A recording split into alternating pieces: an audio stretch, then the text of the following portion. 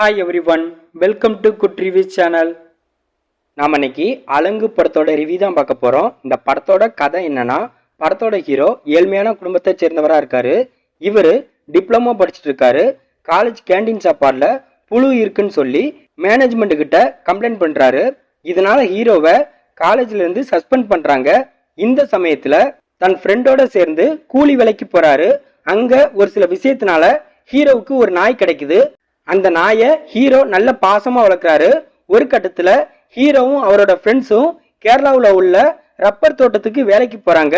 அந்த ரப்பர் தோட்ட ஓனர் தான் செம்பன் வினோத். செம்பன் வினோத் சின்ன வயசுல இருந்து ரொம்ப கஷ்டப்பட்டு பெரிய நிலைக்கு வந்திருக்காரு. அந்த ஊர் நகராட்சி தலைவராகவும் இருக்காரு. ரொம்ப வருஷமா குழந்தை இல்ல. அதுக்கப்புறம் தான் இவருக்கு ஒரு பெண் குழந்தை பிறக்குது. அந்த பொண்ணு பேரு ஏஞ்சல். ஒரு நாள் ஏஞ்சலுக்கு பர்த்டே பார்ட்டி கொண்டாடுறாங்க.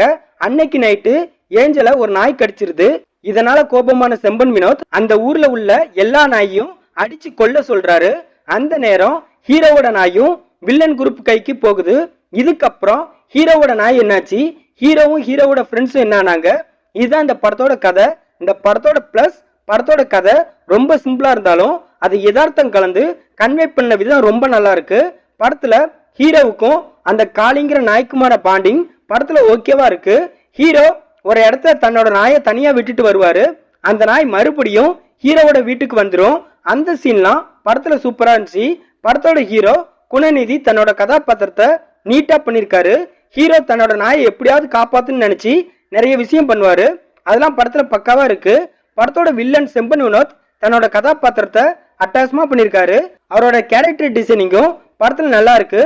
எந்த ஒரு மனுஷனும் இந்த உலகத்துல கெட்டவன் இல்ல, ஒவ்வொரு சூழ்நிலையும் தான் அவனை மிருகமா மாத்துது அப்படிங்கறத படத்துல செம்பன் வினோத் கேரக்டர் மூலமா சூப்பரா காட்டியிருக்காங்க. அது படத்துல நேர்த்தியா இருக்கு. படத்துல மத்தபடி நடிச்ச எல்லாருமே தங்களோட கதாபாத்திரத்தை எந்த குறையும் இல்லாம சரியா பண்ணிருக்காங்க. படத்துல தேவையில்லாம லவ் போர்ஷன் காமெடி எதுவுமே இல்லாம படத்துக்கு என்ன தேவையோ அதை மட்டும் படத்துல பிரசன்ட் பண்ணிருக்காங்க. படத்துல மலைவாழ் மக்களோட வாழ்க்கை முறையை காட்சிப்படுத்திய விதம் சூப்பரா இருக்கு. படத்தோட லாஸ்ட் 10 மினிட்ஸ் ரொம்ப நல்லா இருந்துச்சு. அதுலயும் ஹீரோ செகண்ட் வில்லன் கூட ஃபைட் பண்ணுவாரு. அந்த நேரம் செகண்ட் வில்லனை ஹீரோ கொலை பண்ணாம அவர்கிட்ட ஒரு டைலாக் மட்டும் சொல்வாரு. அதாவது எனக்கு எல்லா உயிரும் ஒண்ணுதான் சொல்லி கொல்லாம விட்டுருவாரு. அந்த சீன் படத்துல ஹைலைட்டா இருந்துச்சு. படத்தோட மியூசிக் மற்றும் சினிமாட்டோகிராஃபி படத்துக்கு ஏத்த மாதிரி பக்காவா இருக்கு.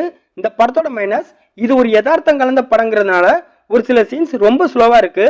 அதுலயும் வில்லன் குரூப் கிட்ட இருந்து ஹீரோ டீம் மாட்டிக்கிட கூடாதுன்னு நினைச்சு காட்டு வழியில போவாங்க. அந்த சீன் கொஞ்சம் லேகிங்கா இருந்துச்சு. காட்டுல ஹீரோவும் ஹீரோவோட ஃப்ரெண்ட்ஸும் ஒன்னா போற சீன் நமக்கு அசுரன் படத்தை ஞாபகப்படுத்துது. அதே மாதிரி இந்த படம் நமக்கு நிறைய இடத்துல மாரி செல்வராஜோட பரியரும் பெருமாள் படத்தையும் கண்டிப்பா ஞாபகப்படுத்துது. படத்துல செம்பன் வினோத் பொண்ண ஒரு நாய் கடிச்சதுனால அந்த ஊர்ல ஒரு நாய் கூட இருக்க கூடாதுன்னு நினைப்பாரு. இதெல்லாம் என்ன லாஜிக்னே தெரியல. படத்துல உள்ள ஃபைட் சீன்ஸ் லென்த்தா இருக்கிற மாதிரி இருக்கு. இந்த படத்தை சக்திவேல் டைரக்ட் பண்ணியிருக்காரு. குணநிதி, செம்பன் வினோத், காளி வெங்கட் இன்னும் பலர் இந்த படத்தில் நடிச்சிருக்காங்க.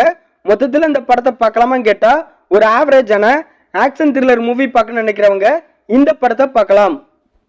இந்த வீடியோ பிடிச்சிருந்தா லைக் பண்ணுங்க, ஷேர் பண்ணுங்க, சப்ஸ்கிரைப் பண்ணி சப்போர்ட் பண்ணுங்க. Thanks for all.